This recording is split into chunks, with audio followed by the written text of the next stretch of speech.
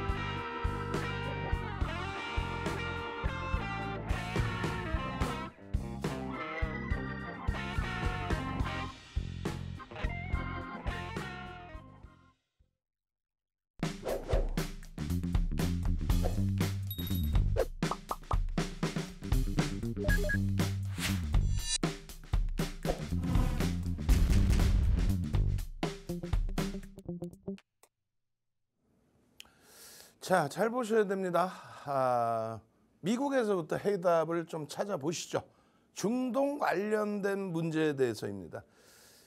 미국에 민주당 정부와 공화당 정부가 있잖아요. 지난해 여러분들께 이스라엘과 하마스전 지난해 10월 달에 터져 있을 때 이 부분을 다 보여드렸어요.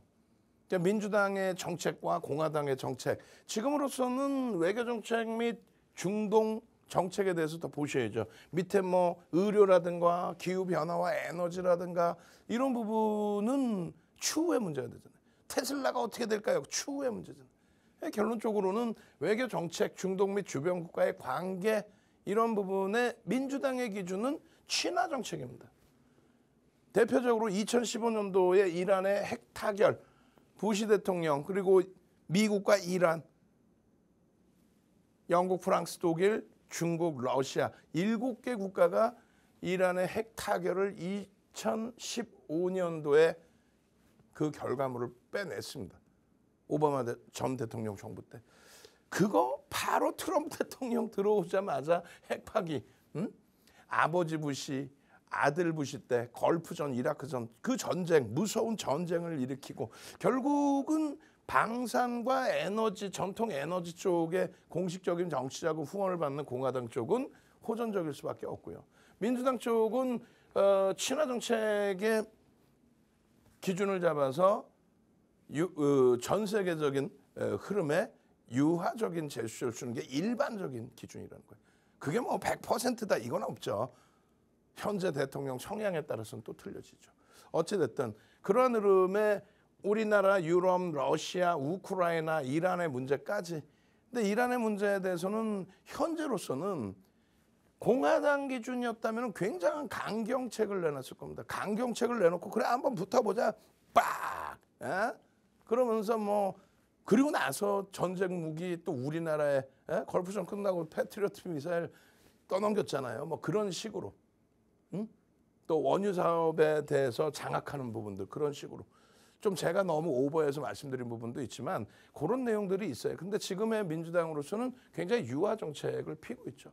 이스라엘 관련돼서 이 내용이 나와 있어요. 자, 이란의 직접적인 공격은 자제하라. 우리 미국이 이스라엘 편 들어줄 테니까 이란의 직접적인 공격은 자제하라. 뭐 이렇게 얘기하니까 윤 정부가 무슨 꼭 군사 전문가 같아. 에? 채널 돌리지 마세요. 군사 전문가인 양 까불까불대는 그런 모습 보지 마시고 윤 정도는 금융, 주식 전문가예요. 이 내용은 해석을 해드리는 겁니다. 일반적으로 나와 있는 학자분들이 분석해 놓은 내용을 해석을 해드리는 건데 결론적으로 지금 이스라엘의 발표 내용을 가지고 국내 증시의 조정의 이유를 갖다 붙여놨어요. 그런데 이스라엘에서 이야기한 것은 뭐냐면 전면전은 하지 않겠다. 전면전을 유발하지 않는 범위 내에서 즉각적인 대응을 하겠다. 강한 대응을 하겠다. 뭐 어떻게 하려는 거야? 전면전을 유발하지 않는 범위라는 건 뭐예요? 그렇다면 이렇게 생각해 볼 수 있죠. 유엔에 가서 얘들 좀 혼내주세요. 얘들 좀 혼내주세요. 유엔에 가서 얘 나쁜 애들이에요. 뭐 이렇게. 그런 방식을 선택하겠다라는 뉘앙스로 저는 해석을 합니다. 그렇기 때문에 어제 장 마감 이후에 유럽 증시가 강세로 00시 30분에 끝날 때 유럽 증시가 강세로 마감을 잘했잖아요. 그러니까 미국 증시 개장 초에 강세 잘 유지했어요. 엔비디아 강세, 갭상승 이후에 강세. 그러고 나서 이제 훅 미끄러졌을 뿐이지. 오늘 아시아 증시 밀려 내려가 있을 때 결론적으로 미국 선물은 강보합, 지금도 강보합에 형성돼 있단 말이에요. 그리고 일본 니케이 지수 2%대 급락에서부터 되돌려서 1.7. 일본 니케이 지수가요. 3만 1000포인트에서 4만 1000포인트까지 갔거든요. 이게 사상 최대치 고점이었단 말이에요. 근데 우리나라 증시는 이해도 못 미치잖아. 근데 지금 얼마냐면 3만 8천대란 말이에요. 미끄러진 게 아니야. 그냥 눌림목인 거예요. 그러니까 오늘도 우리보다 덜 빠졌어. 우리만 더 빠졌지.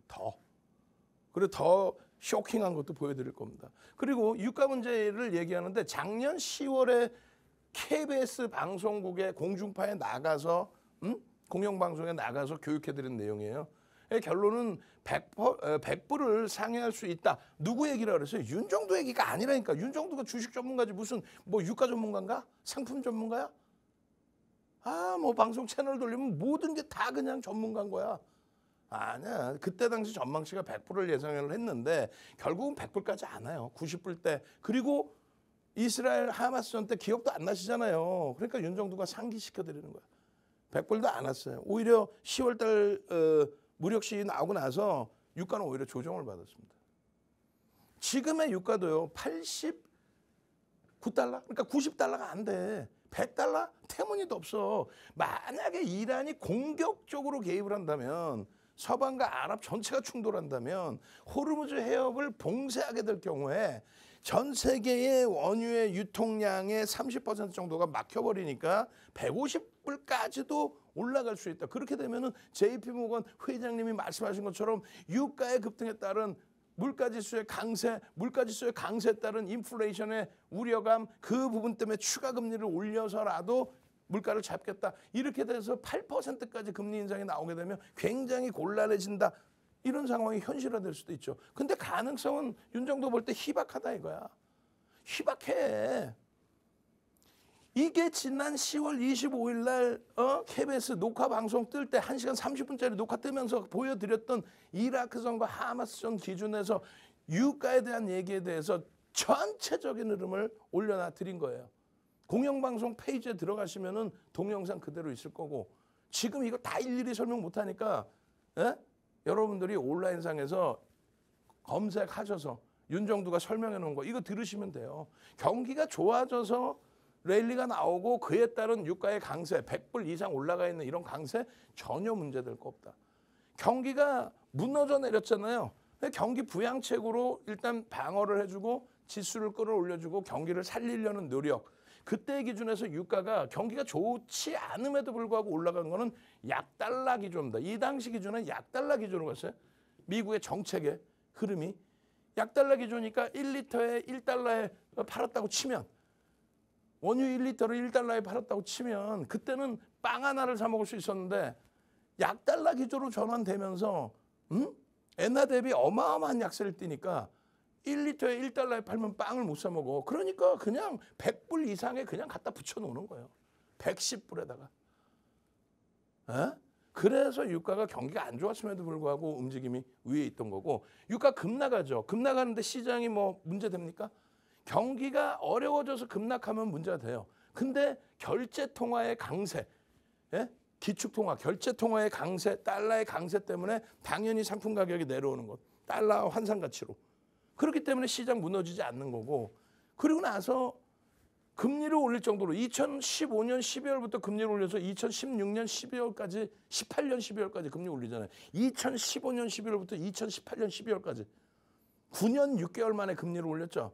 그렇게 되면서 시장의 랠리, 경기가 좋아짐으로써 금리를 올린 거니까 그럴 때 유가의 강세 그리고 코로나19 때문에 유가의 하락, 시장의 붕괴 그러고 나서 다시 경기가 좋아서 올라온 이 흐름 속에서 작년 10월 달에 뭐 문제되는 거 있었어요? 2022년도 3월에 우크라이나 사태 때문에 문제되는 거 있었어요? 없잖아. 그 다시금 오늘날의 기준까지 어제 종가의 기준까지 보여드리면 100불입니다 이게. 말씀드린 것처럼 경기가 안 좋을 때 약달러 기조 때문에 110불까지 올려놓고도 시장이 무너지거나 글로벌 뭐 1차 올쇼크, 2차 올쇼크 때처럼 글로벌 인플레이션이 20% 30%까지 올라가거나 그거 아니잖아요. 지금은 뭐야 이게 개뿔.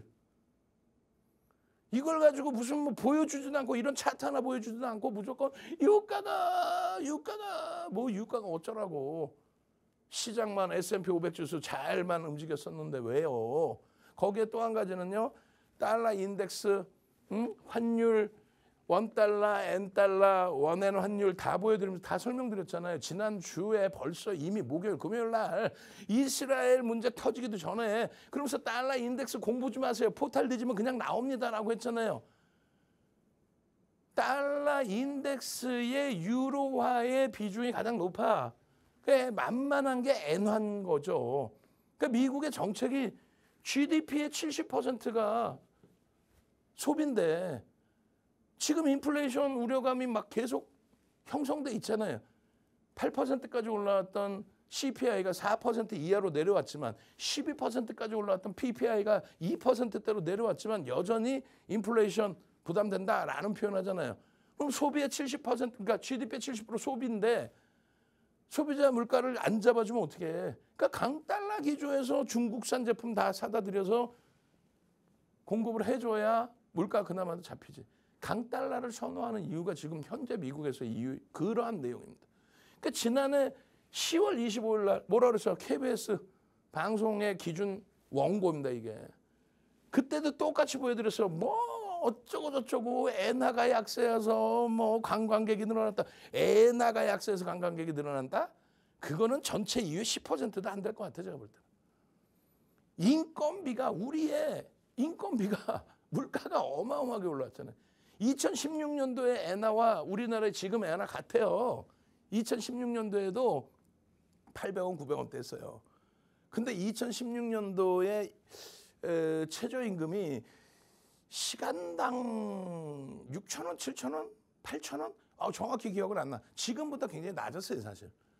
그때 당시에 물가 수준하고 지금하고 다르기 때문에 인건비가 올라가서 하여간에 뭐 그건 둘째 치고 환율에 있어서 유로와 영국 파운드와 한국의 원화의 기준에 절하율 그에 대비해서 엔화의 절하율. 다시 얘기해서 이야 우리나라 원화가 1달러에 1,400원 휴지 쪼가리가 돼가고 있고 근데 그 문제가 우리나라의 자체적인 문제 때문에 원화 가치가 진짜 휴지가 되는 흐름이라면 그건 굉장한 심각한 문제가 돼. 지금 주식시장 이렇게 움직이는 게 아주 곤두박질 치죠. 근데 그게 아니라 강달러 기조 속에서 엔화가 월등, 엔화 최근의 기준으로 50% 지금 절하돼 있어요. 달러 대비. 근데 무슨 정부가 뭐 하고 있느냐? 정부가 뭐래 막말로 깡패 집단 미국이 야 강달러로 갈 거야? 그러면서 상대적인 엔화 대비 월등한 강세. 그리고 주요 국가 대비해서도 강세인데 그 비율이 우리나라만 문제될 정도의 수준은 아니고 엔화는 뭐 상상을 초월하게 약세고 그럼 엔화가 지금 뭐 약세여서 붕괴됐나요? 얼마 전까지 뭐라 그랬어요? 일본 망해가지고 엔화가 약세를 띄고 주식시장이 사상 최대치 신고가를 내. 그쪽은 뭔 소리를 하고 있어. CPI, PPI 말씀드렸잖아요. 이거 다 설명하면 너무 길어. 얘기했죠. 목요일, 금요일, 월요일 오늘까지도 장 마감 이후에 1시간 30분짜리 동영상 녹화해서 온라인상에 다 올려놨어요. 다 무료로. 전부 찾아서 보십시오 제발.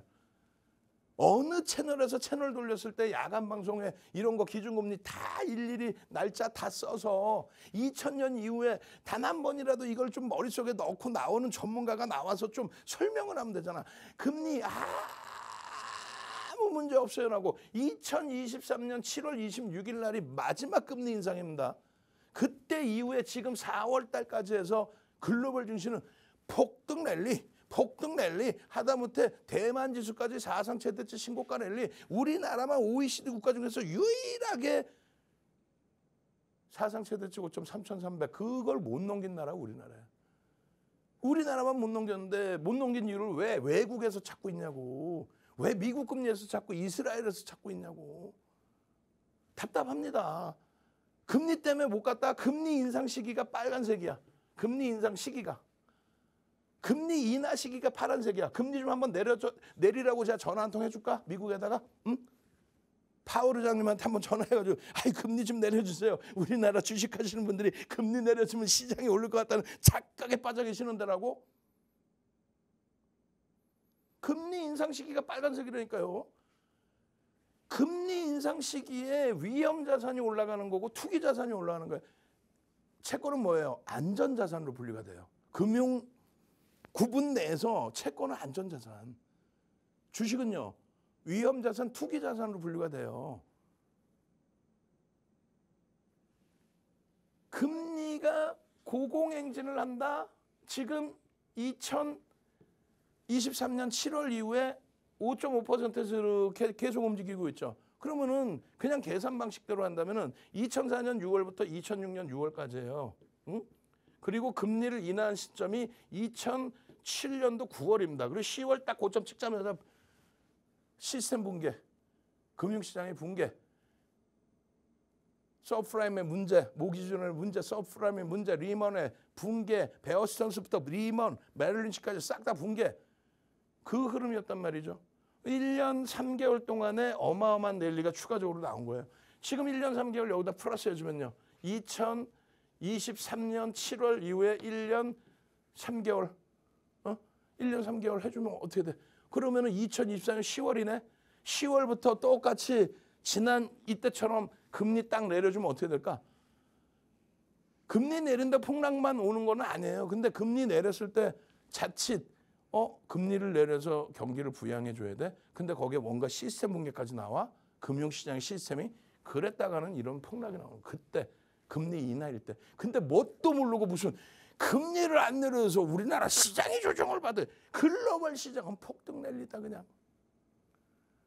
그럼 무슨 경제평론가라는 말도 안 되는 직업군. 그 경제평론가라고 있어요? 직업군이 혹시? 경제학 박사님을 교수님을 모셔다가 들어보아도 모자를 파네. 무슨 경제평론가라는 말도 안 되는 사람들을 불러다가 공중파에서. 그러니까 엉뚱한 소리를 듣고 잘못된 정보를 가지고 시청자분들이 골탕을 먹는 거야. 지금 이게 뭐예요? 이게 뭐야? TA35가 뭐요? 뭐긴 뭐야? 이거 국기 안 보여? 이스라엘이지 무슨. 어제 몇 시에? 5시에 끝낸 이스라엘 조차가 1.23으로 마감됐어. 우리나라 2% 빠졌어 오늘. 근데 무슨 이스라엘 얘기. 전쟁 우리나라가 났나?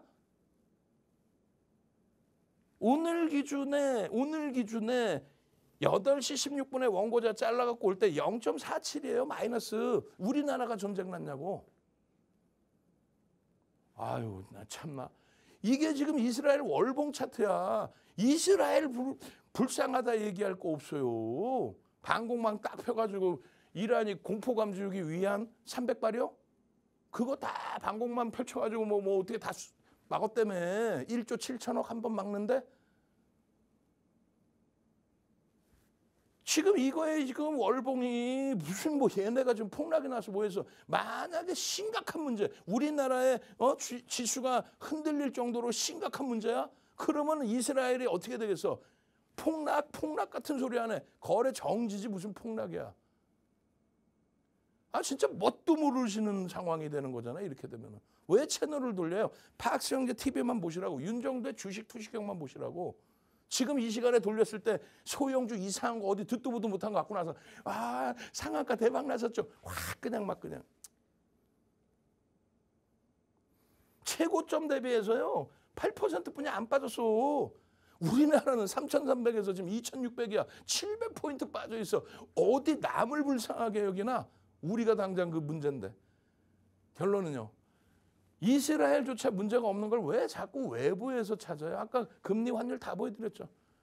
그러니까 좀 제발 좀 시가총액 1위 삼성전자, 시가총액 2위 SK하이닉스, 시가총액 3위, 5위 현대차, 6위 기아 이런 데서 수익 잡아내시란 말이에요. 시장 멀쩡하니까. 지금 어제 오늘 현대차 기아 빵빵하죠. 시장 밀리니까 뭐 밸류어 프로그램에 이거 신뢰도가 떨어지고 거기에 현대차 기아도 포함되지 않아요. 물론 뭐 윤정도야 전혀 그거는 상관없다고 얘기하지만 삼성전자 어이구 8만전자 무너졌네. 어이구 불쌍해서 개인들 어떻게 하나. 불쌍하기는 그렇게 얘기하는 사람이 제일 불쌍해.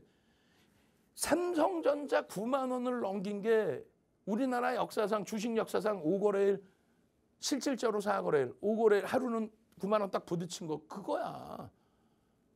8만 6천 원 넘긴 적도 얼마 없어요. 하이닉스는 사상 최대치 고점 얼마? 19만 1,400원인가 300원인가.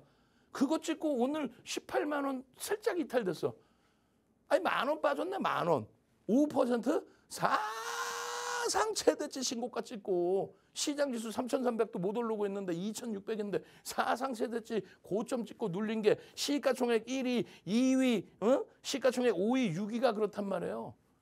그렇게 빵빵하고 아싸 행복하네. 내 계좌는 빵빵하네. 이러고 행복해서 눈은 안 나고 있을 판에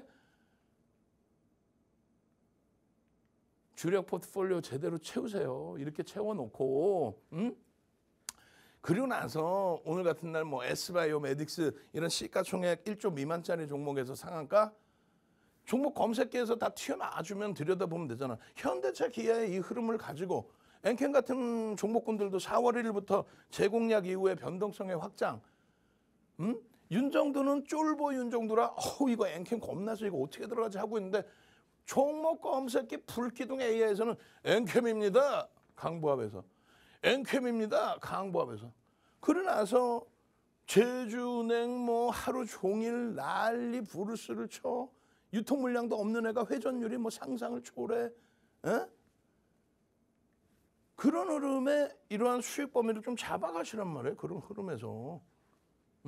이게 뭔데요? 여러분들 핸드폰. 이런 핸드폰에 종목 검색기 하나 딱 넣어두시고 야 나도 이런 훌륭한 수익 좀 내게 해주세요. 날짜별로 이런 수익 좀 내게 해주세요. 어이구 이거 행복한데요. 이런 수익 좀 가져가시란 말이에요. 시간이 너무 갔죠. 잠시 물 한 모금 마시고 와서요. 검색해서 어떤 종목이 떴길래 이렇게 흥분을 하는지. 시황 아무 문제 없다 말씀드렸어요. 잠시 후에 검색기 교육 다시 들어가도록 하겠습니다.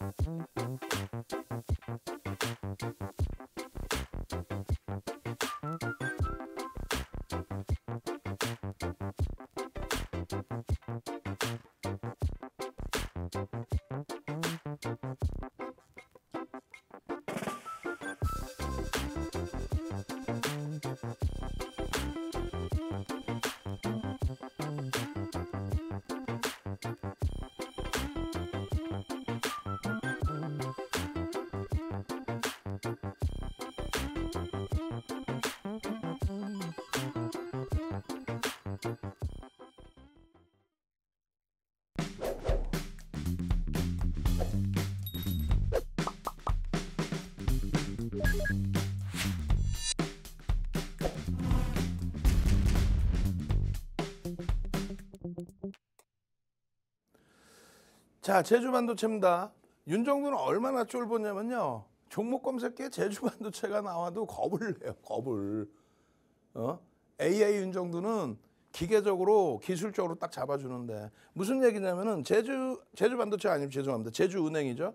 유통 물량이 1,500만 주예요. 대주주 지분 빼고 나면 1,500만 주인데 거래량이 4천만 주야. 이게 웃을 일이냐고. 이 4천만 주의 거래량이 매일매일 계속 터져줄 수 있을까요? 불가능하겠죠. 자기 시가총액보다 더 많은 거래대금이 터졌어요. 그러니까 이런 거를 이제 우리가 흔히 얘기할 때에는 금융당국이 지정해 놓은 거래 방식입니다. 고빈도 거래라고. 뭐 직역을 해놓은 것 같아요. 그런데 어찌됐건 고빈도 거래라고 표현합니다. 금융당국이 지정해 놓은 단어예요. 그 고빈도 거래가 해외 시장에서는 불법은 아닌데 우리나라는 불법으로 지정했어. 왜? 시장이 취약하다 보니까 매수매도 고빈도 여러 번 막 1초에 7번, 10번씩 부딪혀요. 시스템 매매를 통해서는. 그렇게 해서 그 거래량만 증가시키고 거기에 따라붙는 흐름에 비이성적인 변동이 나오다 보니 고빈도 거래는 불법이다. 이게 이제 금융당국의 주장입니다. 어찌됐든 뭐 아름아름 뭐 고빈도 거래 종목군들이 많이 있죠. 그날. 그 종목군들의 변동에서 제주은행 같은 경우에는 이렇게 23%까지. 어떤 식으로? 종목 검색입니다. 13,510원에 떴습니다. 아니야. 7%가 아니라 얼마요? 그 이하에 떴어. VI.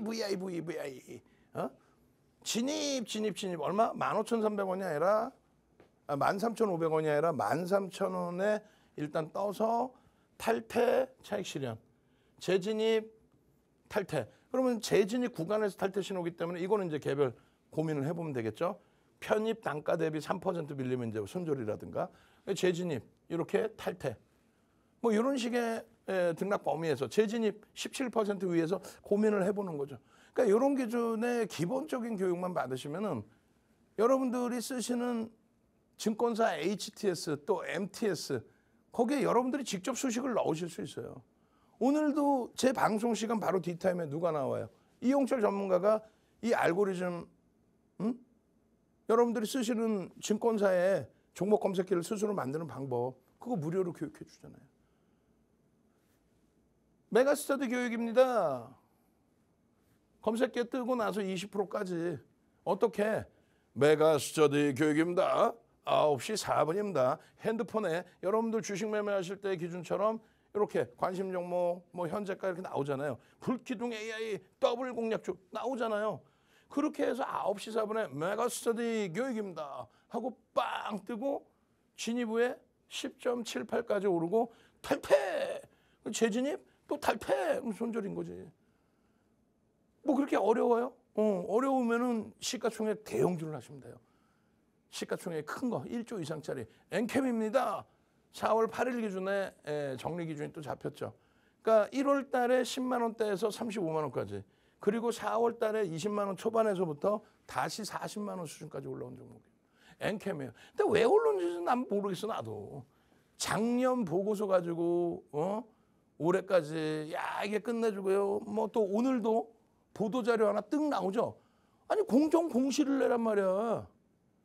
금융당국에 딱 신고하고 우리가 이런 업체입니다 하고 공시를 딱 낼 수 있는 내용, 주가에 영향을 줄 수 있는 내용 그걸 오픈하면 되는데 그냥 보도자료 하나 뚝 뿌려놓고 보도자료 나오자마자 막 들어 올려. 그 흐름 속에서 윤정도는 이거 어떻게 변동성이 커서 이거 화장실 가기도 힘들 것 같은데 근데 불기둥 AI는요.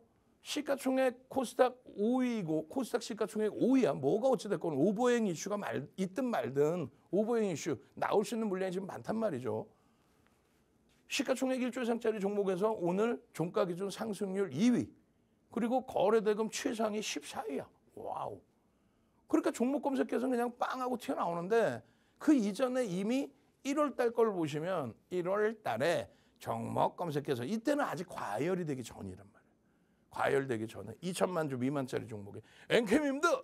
91,200원. 이게 얼마? 40만 원.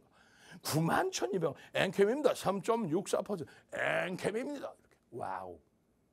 그러고 나서는요. 13만 5,600원. 이게 뭔데 자꾸 그래. 종목 검색기. 불기둥 AI. 여러분들 핸드폰에 그냥 15만 두면 되는 거. 여러분들이 직접 수식 넣어서 만드시면 돼요. 아우 그걸 내가 언제 어떻게 배워서 만들어? 그럼 윤정도 거 갖다 쓰세요. 무료로 그냥. 엔캠입니다. 그러고 나서 엔캠입니다. 17만 원. 9만 원, 13만 원, 17만 원. 그러니까 계속 나오는 거야. 촘촘히 다 나오는데 그걸 일일이 전부 하나하나 다 끄집어내서 다 넣어줄 수는 없잖아. 그렇게 해서 2월 13일입니다. 2월 8일 날 엔캠, 2월 6일 날 엔캠, 또 8일 날 엔캠 뜨고 2월 13일 구정 연휴 지나자마자 또 뜨자마자 상한가, 상한가, 상한가. 2월 13일 날 상한가 왔다고. 그러고 나서 2월 19일 날 여기서부터 또 날아가는데 윤정도는 쫄보라서 탈퇴신호 나올 때 19%까지 올라왔잖아요. 30만 원.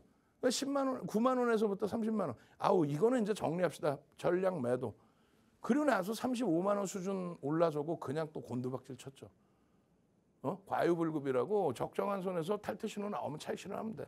그렇게 해서 요 가격 10만 원에서부터 단계별로 계속 설정 잡아드리고 이렇게 장대 음봉 떨어지는 걸 피해갈 수 있는 기준이 잡혀야 될 거 아니에요. 더 올라간다 할지라도 저러한 장대 음봉 떨어진 이후에. 그러고 나서 목표주가 18만 원 뭐 계속 상향이야.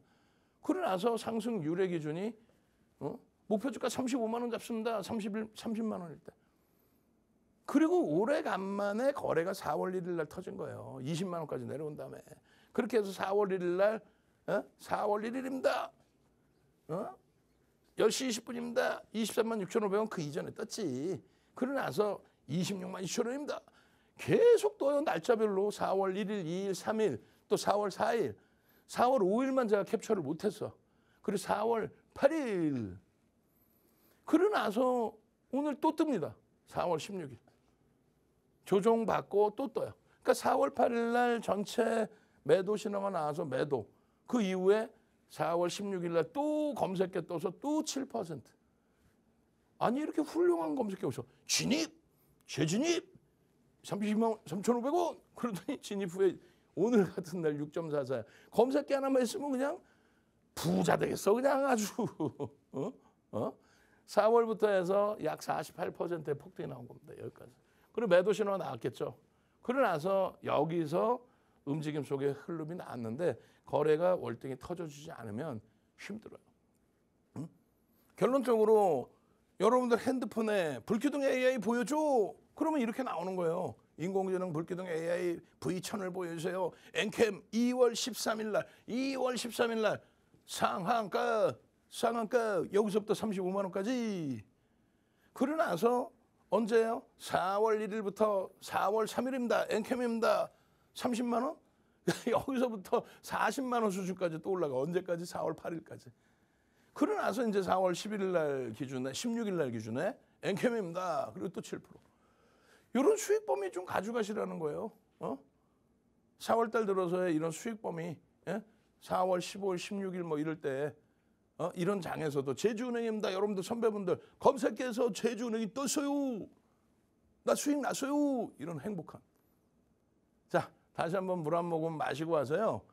이런 삼성전자 하이닉스를 이렇게 삼성전자 하이닉스를 자랑하실 수 있는 분들이어야 된다. 그래야만 계좌 수익이 빵빵할 수 있다. 그 내용에 대해서 삼성전자, 하이닉스, 현대차, 기아 교육 들어가도록 하겠습니다.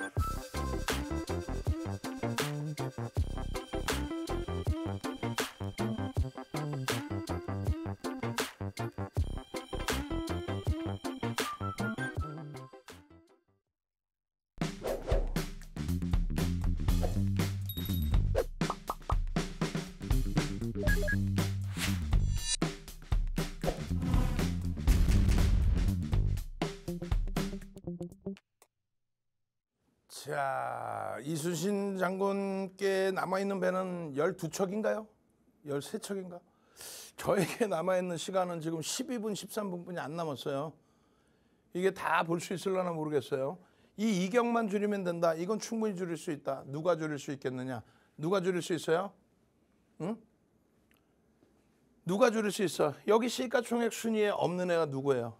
엔비디아죠. 우리가 22년입니다. 22년도예요. 22년도 9월 25일 기준입니다. 22년 하반기에 우리는 테슬라의 흐름을 바탕으로 해서 2차 전지를 공략을 했다. 거짓말쟁이들. 삑삑삑. 삑삑삑삑. 말도 안 되는 소리 하고 있어.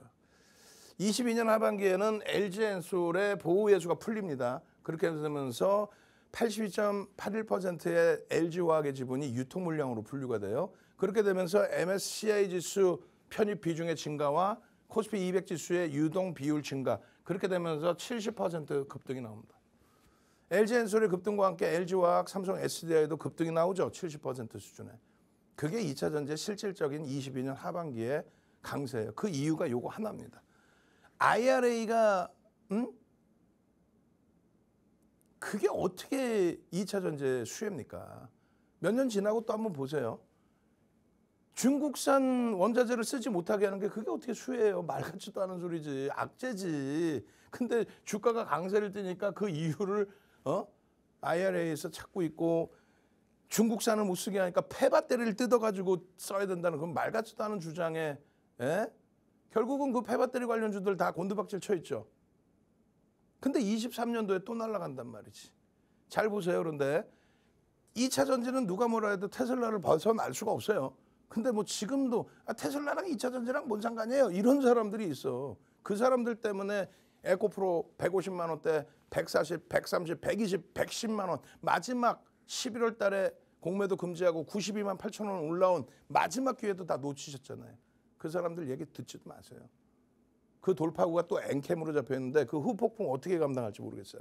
지금부터의 내용은 이겁니다. 애플이 1위였고요. 사우디 아람코, 마이크로소프트사, 글로벌 시장 시가총액입니다. 그리고 테슬라가 제가 기억할 때 1조 달러를 못 넘긴 것 같은데 어찌됐건 테슬라의 시가총액 6위 2022년 9월입니다.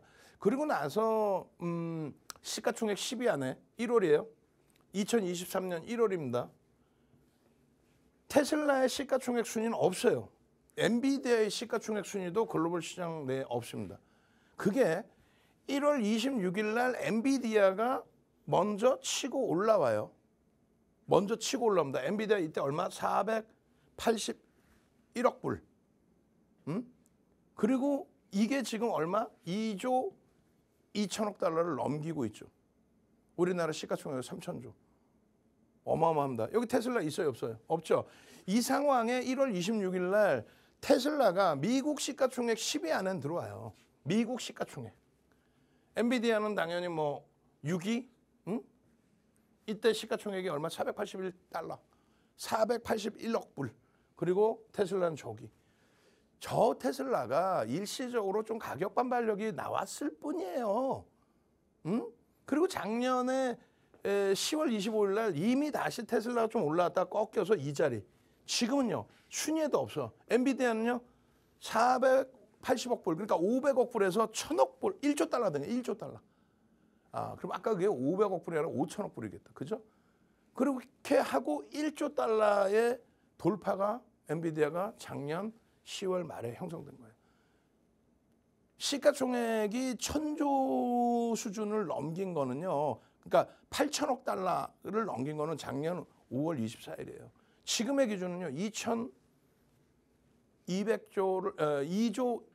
2천억 달러를 넘기고 고점에서 눌린 거예요. 3천조를 넘기고 눌린 겁니다. 여기에 보면 테슬라 있어요? 없죠. 시가총액 순위 안에도 없죠. 결론은 MS가 2년 2개월 만에 애플로부터 시가총액 1위 자리를 넘겨온 거고 글로벌 시장 시가총액 3위에 엔비디아가 올라온 거고 뭐를 바탕으로? AI를 바탕으로. 애플은요. 온 디바이스 AI.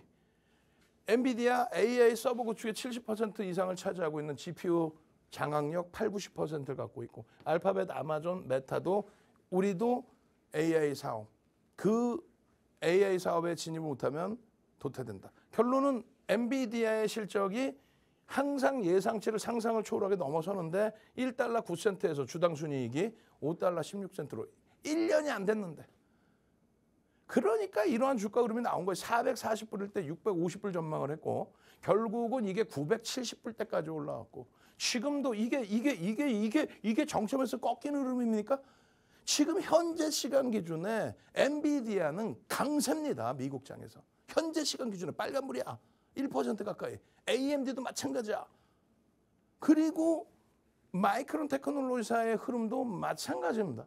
이 엄청난 흐름, 90달러일 때부터 130불 넘어갈 때까지 윤정도 강력하게 마이크론 테크놀로지사입니다. 그러면 이 종목군들은 바탕으로 삼성전자, 시간 너무 없다, 그냥 막 넘겨야 되겠다. 삼성전자, 실적 상상을 초월하는 그 삼성전자의 차트만 봅시다. 이런 종목 검색해도 다 튀어나오는데 차트만, 빨리 나와라. 차트만 봅시다. 차트만. 이게 뭐 문제될 차트에 지금? 예? 꺾였어요? 시장 지수가 어려워? 삼성전자 시가총액 1위 가지고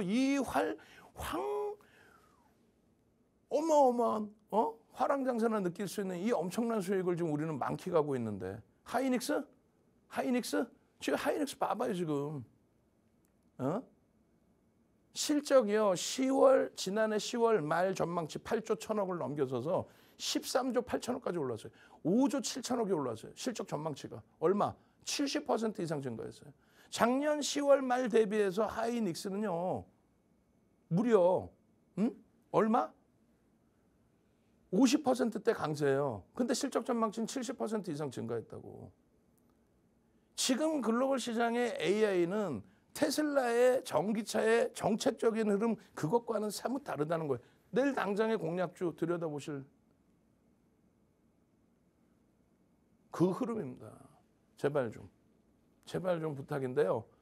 이러한 종목군들, 시가총액 1조 이상짜리 한미반도체 같은 이런 종목군들에서 엔캠, 조금 전에 보신 가온칩스 1조 이상짜리에서 상한가 종목 좀 잡아내시고, 종목 검색기 가지고 여러분들도 항상 행복하신, 가상계좌 가지고 40일 거래인가요?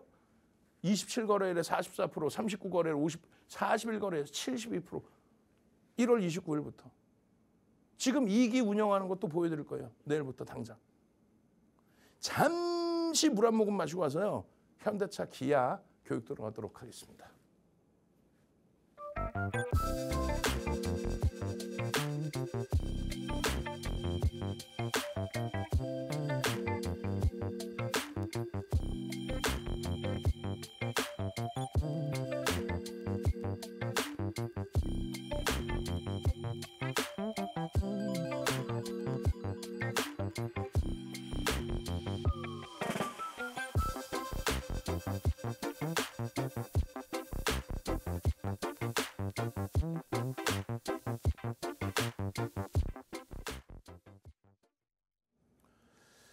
세상에서 제일 당황스러운 게 현대차 설명인데, 현대차를 지금 현대차 기아 시가총액 5위 6위짜리 현대차 기아 작년 10월 말에 16만 9,700원 할 때 25% 비중 채우셔야 됩니다.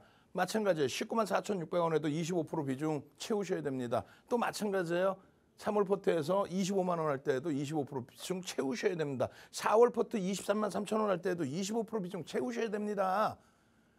실적이 순이익이 지난해에도 12조, 올해도 12조, 내년도 13조에 달하는 그런 종목인데 시가총액이 50조예요. 순이익이 12조, 13조인데 시가총액이 50조야. 그러니까 23년도 이후에 1월 2일 이후에 외국기관 쌍끌이 순매수 1위. 24년 1월 2일 이후에 외국기관 순매수 쌍끌이 순매수 1위. 주가만 더디게 움직이다가 지금 이제 불붙기 시작해서 움직이는 건데, 월요일 화요일 날 얼마나 시장 대비 강합니까?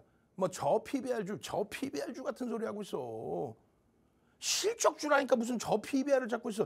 금리가 사상 최대치여서 랠리가 나오는데, 금리가 꺾여질 정도로, 금리를 인하해서 경기를 부양해야 할 정도의 힘겨운 시장 상황이 나오면 금리 내리는 순간 시장 끝났다고 보시면 되는 거예요. 윤정도 이외에 그런 얘기 하는 쪽이 없죠. 금리 인하를 안 해서 우리가 조정을 받습니다. 이런 엉뚱한 소리를 하잖아. 38년 노하우의 윤정도 얘기를 들으세요. 그렇게 해서 금리를 내려서 경기를 부양할 정도 수준이 되면 시장이 조정이 나오죠. 시장 조정 나올 때 자산가치주들에 대한 내용들, 그걸 들여다보는 게 저 PBR 준 거예요. 지금처럼 고금리 정책, 고금리 시대에 말도 안 되는, 난 정부 정책이 싫어. 무슨 저 PBR 주를 찾고 있어 지금. 현대차가 저 PBR 주라 가는 거예요. 검색기 뜨고 7%, 현대차가 하루에 4%, 검색기 뜨고 5%. 그리고 이번에 검색기 뜨고는 어떻게 됐어요? 이번에 지난주 목요일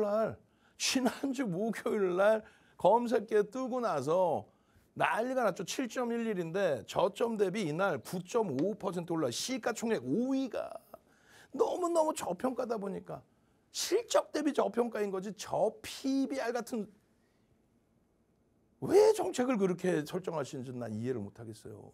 지금 장에서는 미국의 기준처럼 강력한 시세가 나올 수 있다. 얘 기준의 설정 범위를 잡아야죠. 누구? 성장주. 또 누구요? 저평가 종목의 현대차. 또 누구요? 키아. 시가총액 6위, 5위까지도 올라왔었죠. 외국인. 또 기타 법인 뭐야? 자사주 매입. 기타 법인은 기간으로 포함이 안 돼요. 기타 법인은. 일반 법인이야. 근데 채널 돌리면 기타 법인이 외국인이라고 이상한 소리 하는 사람도 있고, 프로그램 매면 기타 법인만 쓴다는 엉뚱한 그런 꼬맹이 얘기 들어야 되겠어요. 현대차 기아의 기준 별표 치시고 공략하셔야 됩니다. 그 흐름 속에 지금 오늘 현대차 기아 설명이 좀 짧지만 어제는 그나마 좀 길게 설명을 드렸어. 검색기에도 나오는 이런 극대형주, 현대차입니다. 19만 1,900원입니다. 언제? 1월 29일입니다. 11시 4분입니다. 이게 얼마가? 26만 1,000원. 여기서부터 얼마? 7만 원 올랐어. 35%. 여러분들 계좌 검사 해볼까요? 1월 29일 이후에 35% 올랐는데 여러분들 계좌 검사 한번 해볼까? 35% 수익인지 35% 마이너스인지? 마이너스겠지. 그러니까 이 좋은 시간에 치킨 드시고 계셔야 되는데 주문 취소가 돼가지고 치킨도 못 드시고 방송 보고 이거 어떻게 해야 될 거야? 현대차 20만 원에 검색해 뜨고 30%더 올라오고 아싸가 우리 이런 수익 범위 가져가십시오. 저는요 월요일부터 금요일까지 이 시간에 항상 여러분들 찾아뵙습니다. 주식 투시경의 윤정도였습니다.